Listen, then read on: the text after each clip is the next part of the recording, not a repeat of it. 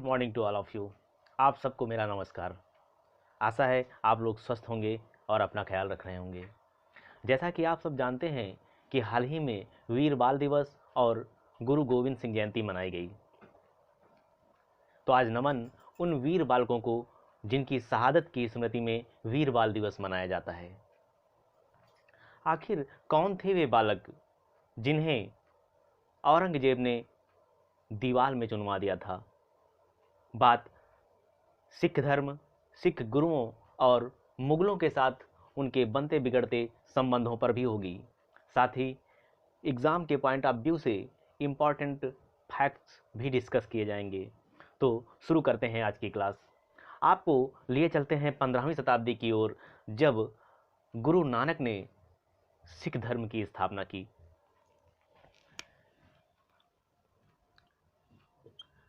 गुरु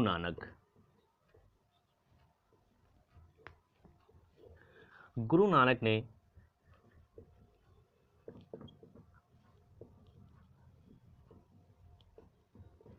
सिख धर्म की स्थापना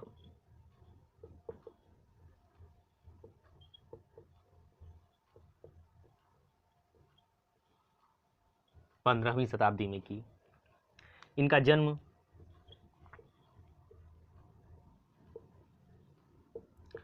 1469 में तलवंडी नामक स्थान पर हुआ।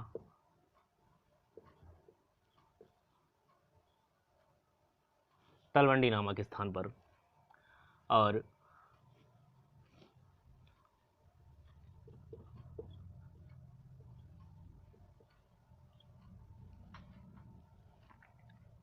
और मृत्यु इनकी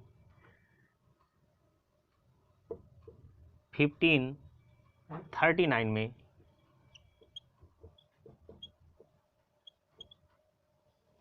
करतारपुर नामक स्थान पर हुई। इन्होंने लंगर और संगत सभा जैसी व्यवस्थाएं शुरू की। लंगर, जिसे निःशुल्क भोजन व्यवस्था भी कह सकते हैं, निःशुल्क भोजन व्यवस्था।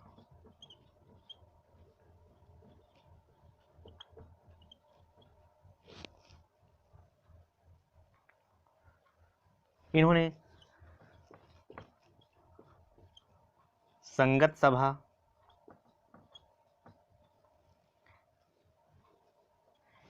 सभा की भी स्थापना की।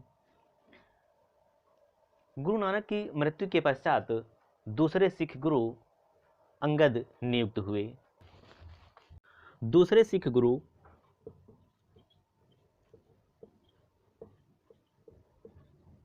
अंगद हुए।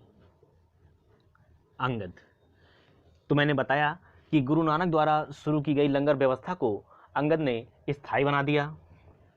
तो लंगर व्यवस्था को इन्होंने स्थायी बना दिया, स्थायी रूप दे दिया। साथ ही साथ इन्होंने गुरुमुखी लिपि की शुरुआत की। गुरुमुखी लिपि का जनक गुरु अंगद को ही कहा जाता है। के बाद तीसरे सिख गुरु अमरदास हुए।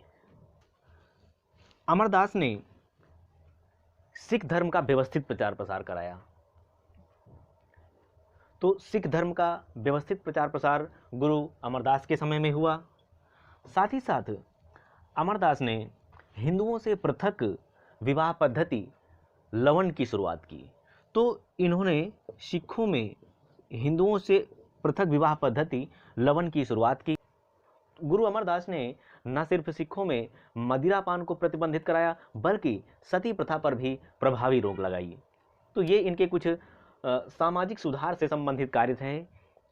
गुरु अमरदास के बाद चौथे गुरु के रूप में रामदास नियुक्त होते हैं। तो रामदास के कुछ कार्य महत्वपूर्ण हैं जिन पर चर्चा कर ली जाए।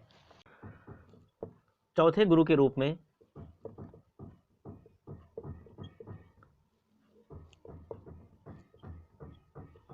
रामदास नियुक्त होते हैं। रामदास के बारे में कहा जाता है कि गुरु रामदास और मुगल सम्राट अकबर के बीच बेहतर संबंध रहे। गुरु रामदास से प्रभावित होकर अकबर ने इन्हें 500 बीघे जमीन दान स्वरूप दी थी, जिस पर गुरु रामदास ने रामदासपुर नामक नगर बसाया।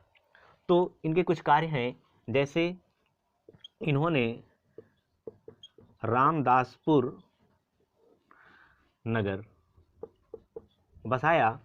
यही नगर, रामदासपुर नगर, बाद में अमृतसर नगर के नाम से जाना गया। इसी नगर में अर्थात अमृतसर नगर में एक सरोवर के मध्य में गुरु रामदास ने स्वर्ण मंदिर की नींव रखने के लिए कादरी सूफी संत मियां मीर को बुलाया था। इस प्रकार से स्वर्ण मंदिर की नींव रखी जाती है। तो स्वर्ण मंदिर का जो निर्माण कार्य है, ये 5वें सिख गुरु अर्जुन देव ने पूरा कराया। अर्जुन देव, इन्हें सच्चा बादशाह कहा जाता है। सच्चा बादशाह। अर्जुन देव ने 1589 में स्वर्ण मंदिर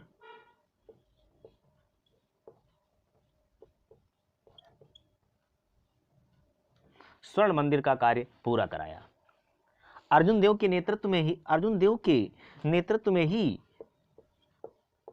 1604 में सिखों के पवित्र आदि ग्रंथ का संकलन कराया गया। यानी आदि ग्रंथ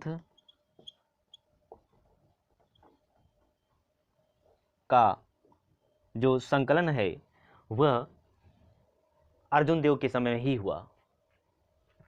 अर्जुन देव ने तारनपुर और करतारपुर नामक नगरों की स्थापना भी की। तो अर्जुन देव के कुछ कार्य और हैं, जिनमें तारनपुर और करतारपुर नामक नगर बसाने का काम अर्जुन देव ने किया।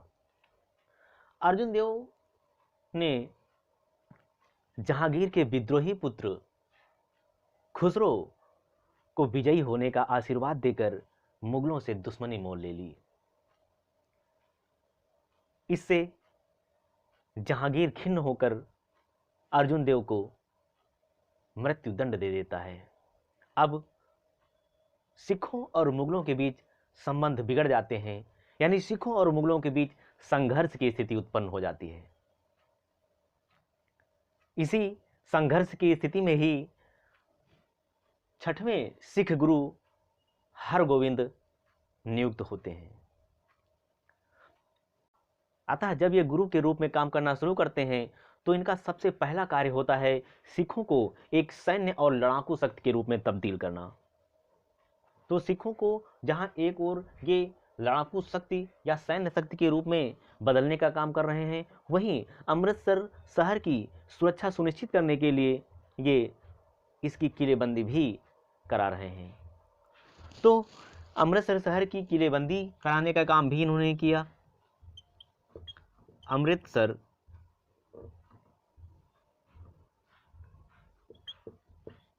अमृतसर नगर की किलेबंदी इन्होंने कराई।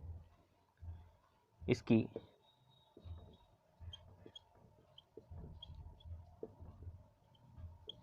किलेबंदी कराई और अकाल तख्त की स्थापना की। अकाल तख्त की स्थापना की। मुगल शासक शाहजहां के शासनकाल में हरगोविंद ने मुगलों की सेना को लगातार 2 बार परास्त किया और इस प्रकार इन्होंने मुगलों के हौसले पस्त कर दिए। फलतः संघर्ष को कुछ समय के लिए विराम देने के लिए ये कश्मीर की पहाड़ियों पर चले जाते हैं और वहीं पर कीरतपुर नगर बसाने का काम करते हैं। तो इन्होंने कश्मीर की पहाड़ियों पर कीरतपुर नामक नगर बसाया और यहीं पर इनकी मृत्यु हो जाती है। इसके बाद नियुक्त होते हैं हरि राय, यानी 7वें गुरु के रूप में हरि राय नियुक्त होते हैं। तो अब हरि राय के बारे में कुछ बात कर ली जाए। हरि राय के समय मुगलों में उत्तराधिकार युद्ध शुरू हो गया था। शाहजहां के पुत्रों में सत्ता पर काबिज होने के लिए जंग छिड़ गई और इसका लाभ ये हुआ कि सिखों और मुगलों के बीच जो लगातार तनाव बढ़ रहा था उसमें कुछ समय के लिए विराम लगा। इसी समय सामूगढ़ के युद्ध में राजकुमार दारा सिकोह पराजित हो जाते हैं और गुरु हरि राय से वे मुलाकात करते हैं। इसके बाद 8वें गुरु के रूप में हरकिशन नियुक्त होते हैं। तो सिखों के 8वें गुरु के रूप में हरकिशन नियुक्त होते हैं। हरकिशन बहुत कम समय के लिए गुरु के पद पर रहे।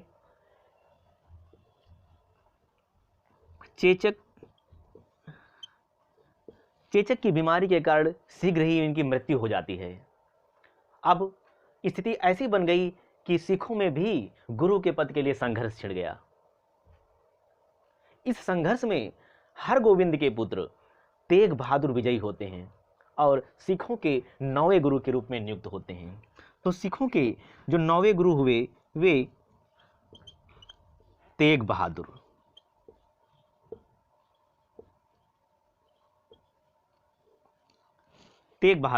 हुए। अब जहां सिखों के 9वें गुरु के रूप में तेग बहादुर नियुक्त होते हैं, वहीं मुगलों की तरफ उत्तराधिकार के युद्ध में औरंगजेब विजयी होकर सत्ता पर काबिज हो जाता है। अब औरंगजेब की धार्मिक नीति कुछ ऐसी रही जिसका दूसरे धर्म या समुदाय के लोगों ने विरोध किया। इसी समय तेग बहादुर ने भी औरंगजेब की धार्मिक नीति का प्रबल विरोध किया और मुगल विरोधी पंजाब के किसानों की सहायता की। इससे औरंगजेब तेग बहादुर से क्रुद्ध होकर तेग बहादुर पर कुछ मुसलमानों का धर्म परिवर्तन कराने का आरोप लगाकर इन्हें गिरफ्तार करा देता है। तेग बहादुर के समक्ष धर्म परिवर्तन करने की शर्त रखी जाती है।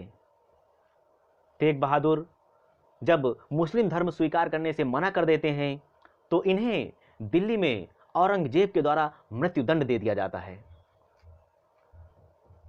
तेग बहादुर के बारे में कहा जाता है कि इन्होंने सिर दिया लेकिन सार नहीं दे पाए। बाद में इनकी स्मृति में दिल्ली में शीशगंज गुरुद्वारे का निर्माण किया गया। इसके बाद सिखों के 10वें और अंतिम गुरु के रूप में गुरु गोविंद सिंह नियुक्त होते हैं। अब बात करते हैं गुरु गोविंद सिंह के बारे में। तो अब सिखों के 10वें गुरु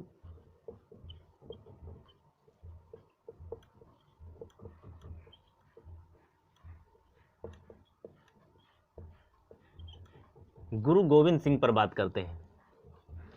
गुरु गोविंद सिंह सिखों के 10वें व अंतिम गुरु नियुक्त हुए। गुरु गोविंद सिंह के समय भी ऐसी स्थिति रही कि मुगलों और सिखों के बीच में तनाव बढ़ता ही रहा और औरंगजेब के शासनकाल के समय मुगलों की सेना से गुरु गोविंद सिंह का लंबा संघर्ष चला। यानी गुरु गोविंद सिंह ने अब सिखों को एक राजनीतिक और फौजी ताकत के रूप में बदलना शुरू कर दिया था। साथ ही साथ इन्होंने उन्हें एक सैन्य संगठन के रूप में बदलने के लिए खालसा सेना का गठन किया। खालसा सेना, तो खालसा सेना को गठित करने का काम गुरु गोविंद सिंह ने किया। मुगलों के साथ युद्ध करते हुए इनके दो पुत्र अजीत सिंह और जुझार सिंह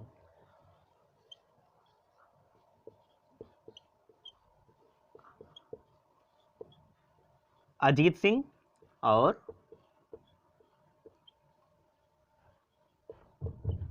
जुझार सिंह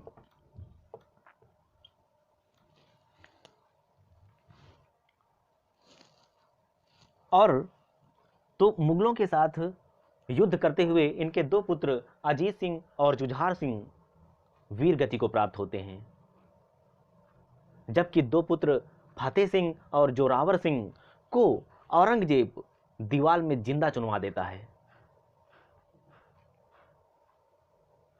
इन्हीं पुत्रों की शहादत और साहस को श्रद्धांजलि अर्पित करने के लिए भारत सरकार ने प्रतिवर्ष 26 दिसंबर को वीर बाल दिवस मनाने का फैसला लिया।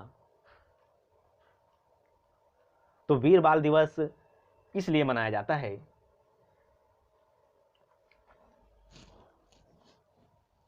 फतेह सिंह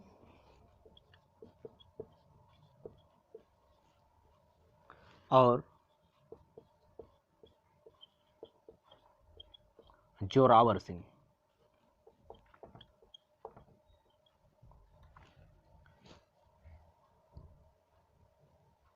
इन्होंने कुछ रचनाएं भी की। इनकी रचनाएं कृष्णावतार और जफरनामा नाम से प्रकाशित हुई। कृष्णावतार और जफरनामा इनकी ऑटोबायोग्राफी यानी आत्मकथा विचित्र नाटक नाम से प्रकाशित हुई थी। विचित्र नाटक, तो विचित्र नाटक इनकी आत्मकथा रही। इन्होंने सिख पुरुषों के नाम के साथ सिंह और महिलाओं के नाम के साथ कौर लगाने की प्रथा भी शुरू की। गुरु गोविंद सिंह ने आनंदपुर नगर की स्थापना भी की थी और इनका जन्म पटना में हुआ था। ये कुछ महत्वपूर्ण फैक्ट्स हैं जो गुरु गोविंद सिंह से जुड़े हैं और यहाँ से परीक्षाओं में कई क्वेश्चन पूछे जाते हैं। गुरु गोविंद सिंह की मृत्यु के पश्चात सिखों में गुरु के पद को भी समाप्त कर दिया गया।